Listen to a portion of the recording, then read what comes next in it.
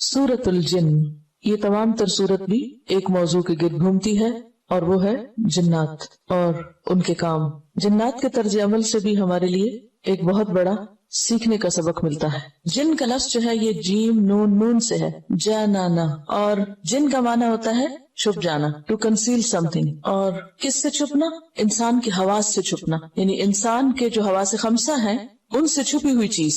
इसीलिए माँ के पेट में जो बच्चा होता है उसको जनीन कहा जाता है, वो भी छुपा हुआ होता है। जिन का वाहिद जिन्नी है, जैसे रूम का वाहिद रूमी होता है। और सबसे पहला जिन उसको जान कहा गया, अबुल जिन। जैसे आदम अलैहिस्सलाम इंसानों के बाप थे तो जिन्नों के बाप का नाम क्या था? जान, और उसकी जमा आती है जीनान, लेकिन इस्तेमाल नहीं होती। ये लफ्ज पीछे भी गुजर चुका है, जन्ना अलैहिल लैल, जब उस पर रात छा गई, तो इसीलिए रात के अंधेरे के लिए भी लफ्ज इस्तेमाल होता है। जिन का लफ्ज जो है वो अंधेरे और छुपी हुई चीज के लिए भी इस्तेमाल होता है। कुरान मजीद की 40 आयात जिन्नात के बारे में, यानी 40 आयात में जिन्नात का जिक्र मिलता है और 10 सूरतों में जिक्र आया है इनका, और एक पूरी सूरत इनके नाम से है। जैसे एक सूरत इंसान है तो एक सूरत जिन है। इसलिए जिन्नात के वजूद से इनकार नहीं किया जा सकता। वो भी इंसान की तरह अल्लाह ताला की एक मखलूक है, उनको भी एक महदूद आजादी मिली हुई है, वो भी मुकल्लफ है। नबी सल्लल्लाहु अलैहि वसल्लम की रिसालत इंसानों के अलावा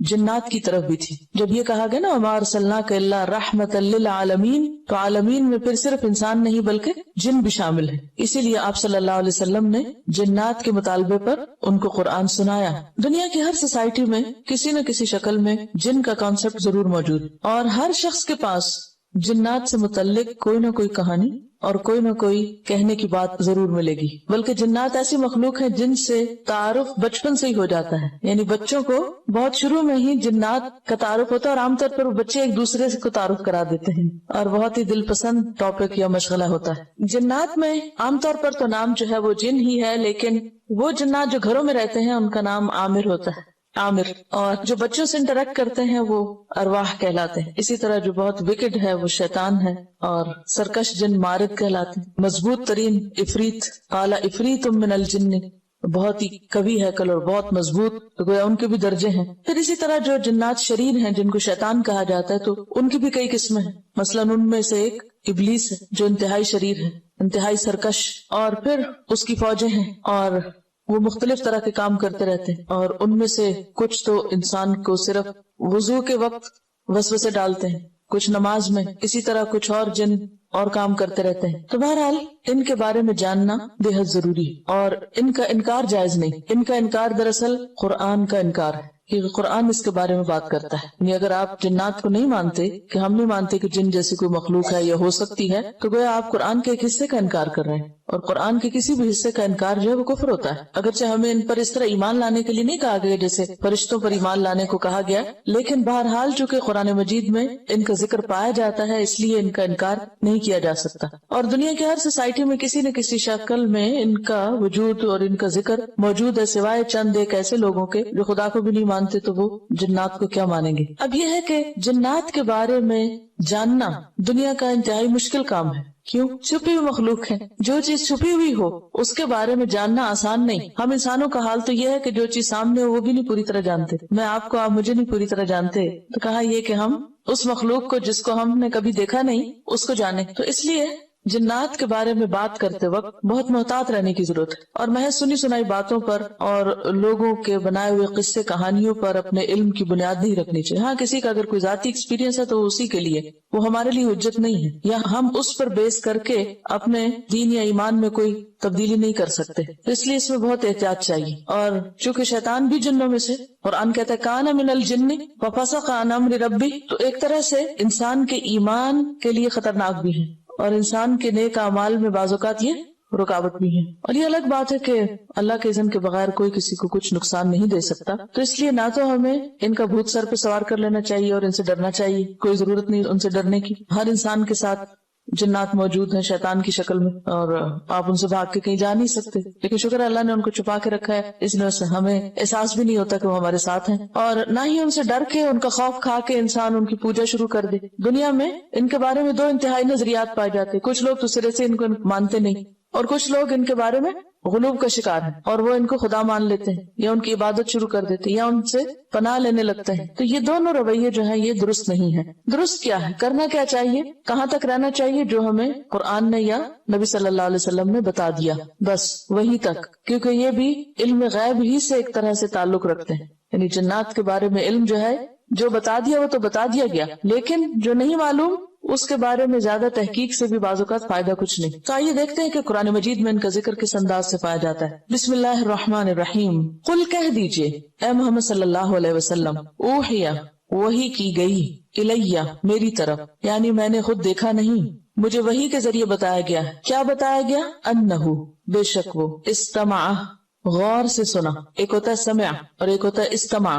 استماع کا معنی ہے توجہ سے سننا، غور سے سننا. غور سے سنا ہے کیا؟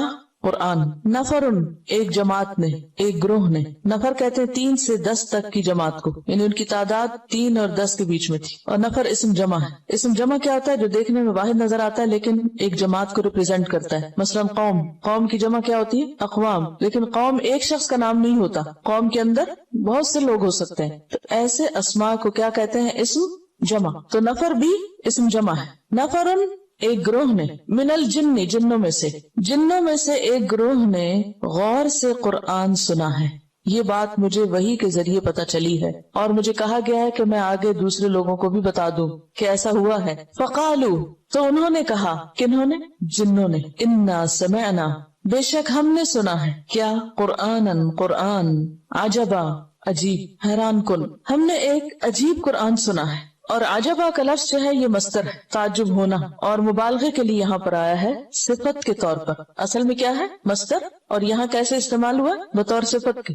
مصدر جب صفت بن کے آتا ہے تو اس میں بہت مبالغہ پایا جاتا ہے، یعنی بہت ہی زیادہ حیران کن. اور یہ حقیقت ہے کہ قرآن اپنے نظم کے اعتبار سے، الفاظ کے اعتبار سے، معنی کے اعتبار سے، فصاحت کے اعتبار سے تمام کلاموں سے جدا ہے.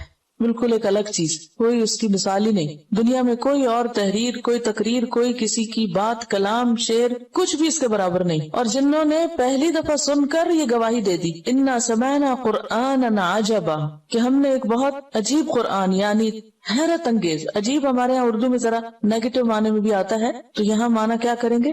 حیرت انگیز.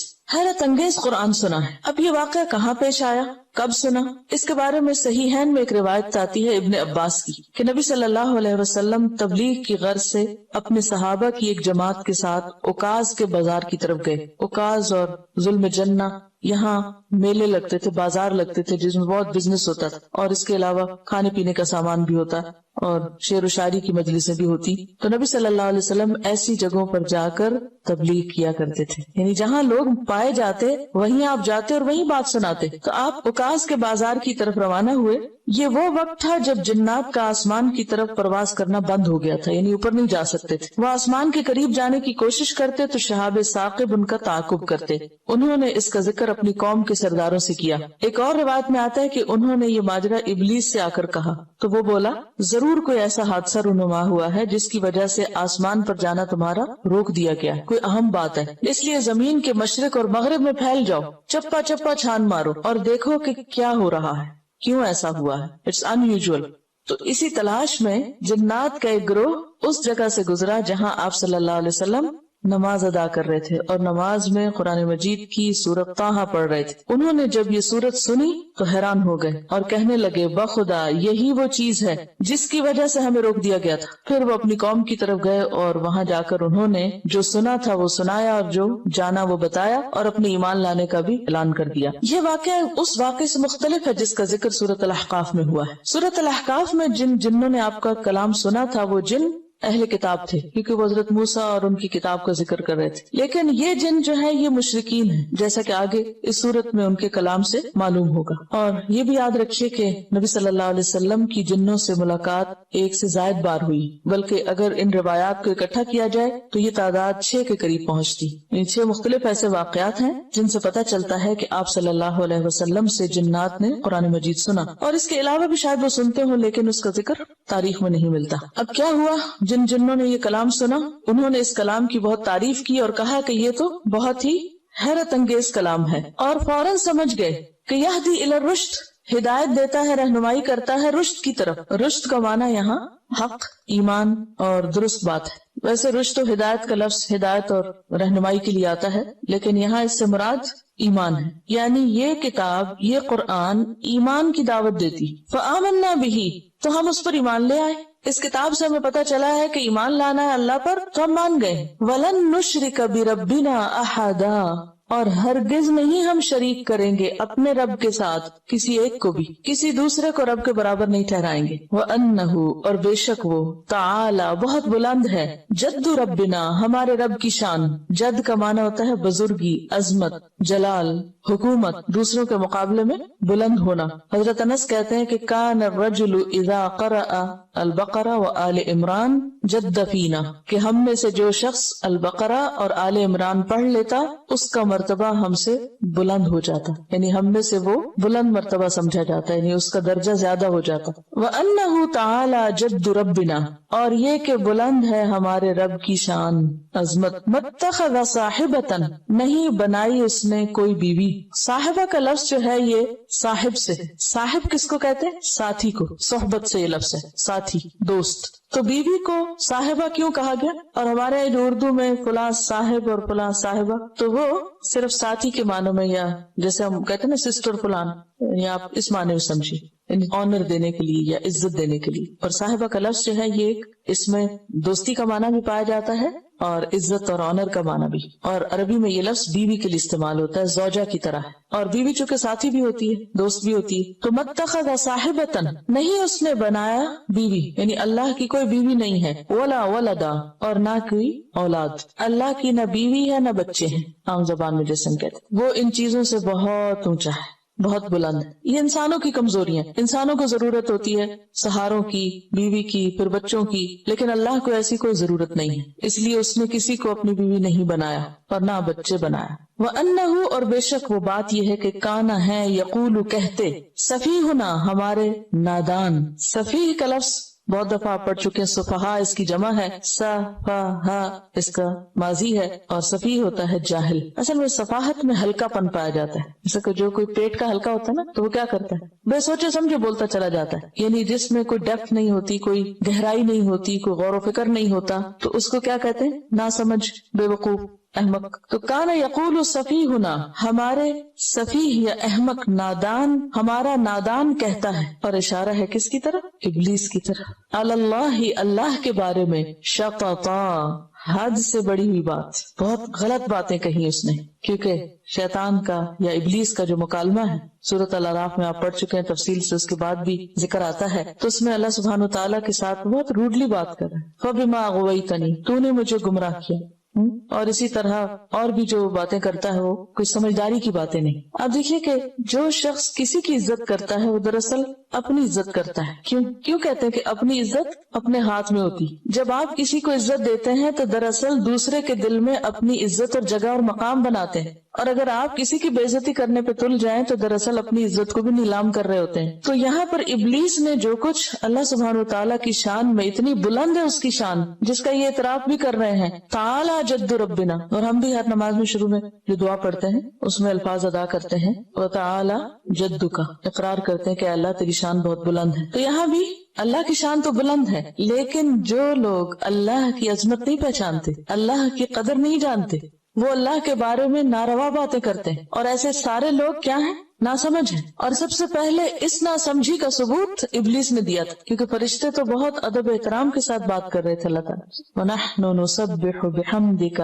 وَنُقَدِّسُ لَكَ، اس کے مقابلے میں ابلیس نے غلط قسم کی باتیں کی. تو چونکہ یہاں سفیہ واحد ہے، وَأَنَّهُ كَانَ بھی واحد ہے، یقول بھی واحد ہے، سفیہ بھی واحد ہے، تو اس لیے مراد اس سے ابلیس ہے. اور پھر ابلیس کے بعد اس کے فالوور سارے آ جاتے ہیں اس میں، عمومی معنی میں سارے ہی ایسے ہیں جو بھی ایسی بات کرے. وَأَنَّهُ كَانَ يَقُولُ سَفِيهُنَا عَلَى اللَّهِ شَطَطًا، اور بے شک ہمارا احمق یا نادان اللہ کے بارے میں حد سے بڑی ہوئی باتیں کرتا ہے. شطط کہتے ہیں حد سے آگے بڑھنے کو. اب یہ ساری گفتگو جنات کی ہے جس کو وحی کے ذریعے آپ صلی اللہ علیہ وسلم تک پہنچایا گیا اور آپ نے اسے پھر ہم تک پہنچایا. یعنی بات پہلے آپ کو بتائی گئی پھر آپ نے آگے بتائی. تو ہمیں پتا چلا کہ جنات نے قرآن سن کر کن خیالات کا اظہار کیا، اپنے کون سے تاثرات بیان کیے. جیسے آپ لوگ بھی قرآن سنتے ہیں، کوئی سورت پڑھتے ہیں تو پھر آپ گھر جا کر یا راستے میں یا کسی سے فون پر یا لکھ کر کچھ تاثرات کا اظہار کرتے ہیں یا نہیں. ہر ایک اپنے اپنے کیپیسٹی اپنے اپنے ظرف کے مطابق کرتا ہے. کچھ لوگ جنات کی طرح جن ہوتے ہیں اور وہ فوراً کیا کرتے ہیں. ہاں یہ بھی یاد رہے کہ جن کا لفظ جو ہے انسانوں کے لیے بھی استعمال ہوتا ہے جو بہت تیز ترار ہو. یعنی ڈکشنری میں جن کا اطلاق ان انسانوں پر بھی ہوتا ہے کہ جو بہت تیز کام کریں اور بہت ایکٹیو ہوں اور بہت انتھک کام کریں اور یعنی بہت قوت ہو جن میں. تو کچھ انسان ہوتے ہیں جنات کی طرح اور ان کو کہتے بھی فلاں شخص تو جن ہے، جنوں کی طرح کام کرتا ہے. جیسے ملائکہ کے بارے میں ایک تاثر ہے بہت نیک اور شریف ہوتے ہیں، اسی طرح جنات کا ایک تاثر ہے کہ بہت قوت والے ہوتے ہیں اور بہت ہوشیار ہوتے ہیں اور تیز ہوتے ہیں اور جلدی کام کرتے ہیں اور بہت زیادہ کام کرتے ہیں. اور واقعی آپ دیکھیں کہ پہلی دفعہ قرآن سن کے سارا مطلب سمجھ گئے اور اس کی گہرائی میں پہنچ گئے اور اس کی مراد سمجھ گئے اور پھر اللہ سبحانہ و تعالیٰ کو ان کی بات اتنی پسند آئی کہ وہ تاثرات آگے بیان کیے گئے اور پھر ہم تک پہنچائے گئے. تو ایک اچھی بات جو ہوتی ہے یعنی بیسیکلی کیا ہے، یہ قرآن کے بارے میں جنات کے خیالات کا اظہار ہے یا قرآن کی تعلیم کے بارے میں. تو اس سے یہ بات بھی پتہ چلتی ہے کہ قرآن سن کے سو نہیں جانا چاہیے اور جو باتیں دل میں آئے انہیں دل میں نہیں رہنے دینا چاہیے، انہیں لکھ دینا چاہیے، بول دینا چاہیے تاکہ پھر وہ ہمارے پارٹ پر ہمارا ایک حصہ بن جائے اللہ کی بات کو آگے پہنچانے کا. یہاں پر آپ دیکھیے کہ اس پارے کا 29ویں پارے کا جو مرکزی مضمون ہے وہ کیا ہے، دعوت اللہ. اور دعوت اللہ کا اسلوب کیا ہونا چاہیے، میتھڈالوجی کیا ہونی چاہیے، طریقہ کار کیا ہونا چاہیے، کب دعوت دینی چاہیے، پہلی دفعہ سن کر کچھ آگے بتا دینا چاہیے یا نہیں. وہ سارے سوالوں کے جواب یہاں سے ہمیں ملتے ہیں. تو جنات نے پہلا سبق سن کر اپنے تاثرات کا اظہار اپنی قوم کے پاس جا کے کیا اور پوری تقریر کر دی، اور جس میں سب سے پہلے خود قرآن کا ذکر ہے، پھر قرآن کا مقصد بتا دیا، یہدی الی الرشد، سیدھے راستے کی طرف لے جانے والا ہے. اور پھر فآمنا بھی، ہم قرآن پہ ایمان لے آئے، ولن نشرک بربنا احدا، ہم شرک ہرگز نہیں کریں گے. اور پھر یہ کہ اللہ کی شان بہت بلند ہے، بہت عظمت والا ہے اور اللہ کی کوئی بیوی بچے نہیں. اور یہ ہے کہ جس نے اللہ کے اوپر زیادتی کی بات کی وہ انتہائی سفیہ ہے،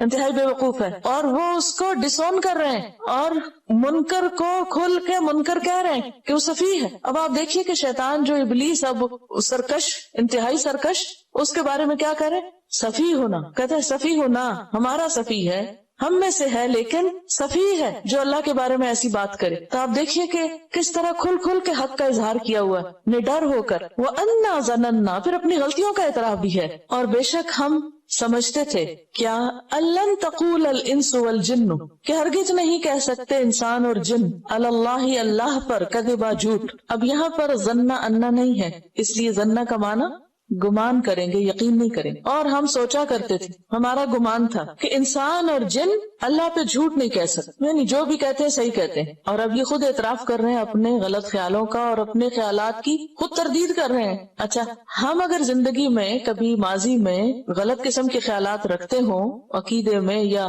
عمل میں تو عام طور پر اس کا ذکر کرنا پسند نہیں کرتے کہ ہماری غلطی ہے یا ہم غلط کہتے تھے یا غلط سوچتے تھے. یعنی غلطی کا اعتراف آسان نہیں ہوتا. لیکن یہاں پر آپ دیکھیں کہ قرآن نے ان کے دل کیسے بدلے اور وہ اپنے غلط خیالات کا بھی اعتراف کر رہے ہیں کہ ہمارا یہ خیال ہوا کرتا تھا، ہم کس قدر ناسمجھ تھے. وَأَنَّهُ كَانَ رِجَالٌ مِّنَ الْإِنسِ، اور بے شک وہ تھے کچھ مرد انسانوں میں سے، رجال من الانس، کیونکہ کچھ رجال من الجن ہوتے ہیں، کیونکہ جنوں میں مذکر مؤنث دونوں ہوتے ہیں. تو یہاں رجال کا لفظ انس کے رجال کے لیے ہے. انسانوں میں سے کچھ مرد یعوذون، پناہ لیا کرتے تھے، برجال من الجن، جنوں میں سے مردوں کی، یعنی انسانوں میں سے کچھ لوگ جنوں میں سے کچھ لوگوں کی پناہ لیتے تھے، ان سے ڈرتے تھے اور ان سے ریکویسٹ کرتے کہ ہمیں پناہ دی جائے. عام طور پر عربوں کا طریقہ یہ تھا کہ صحرا میں سفر کرتے، جنگلوں میں جاتے، آبادیاں بہت دور دور تھی اور سفر لمبے تھے تو راستے میں اگر کہیں رات گزارنی پڑتی اور جہاں وہ رکتے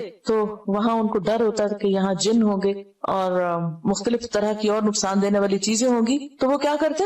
سارے شر سے بچنے کے لیے جنوں کی پناہ مانگتے کہ میں اس وادی کے رب جن کی پناہ لیتا ہوں، وہ میری حفاظت کرے تاکہ مجھے کوئی نقصان نہ پہنچے۔ تو اس کی طرف یہاں اشارہ ہے۔ اللہ کے سوا کسی سے پناہ لینا سب شرک، صرف اللہ ہی ہے جو پناہ دے سکتا ہے۔ اور یہ جو یعوذون کا لفظ ہے نا، عین واو دال سے، عاذ یعوذ کا معنی ہوتا ہے کسی کی پناہ طلب کرنا، اسی سے لفظ تعویذ ہے۔ یہ جو تعویذ لکھتے لکھاتے ہیں نا، اگر اللہ کے علاوہ کسی اور کی مدد مانگی جائے، خواہ کوئی فرشتہ ہو خواہ کوئی جن ہو، تو شرک ہے۔ لہٰذا ایسے تعویذ لکھے ہوئے جن کے اوپر نمبرز ہوتے ہیں اور کوئی پتہ نہیں چلتا کہ اس سے مراد کیا ہے، اور بعض آپ نے اگر کبھی دیکھے ہو تعویذ تو ان کے اوپر عجیب و غریب جنوں کے نام اور عجیب و غریب قسم کے لفظ لکھے ہوئے ہوتے ہیں، اور جن سے مراد کچھ ارباب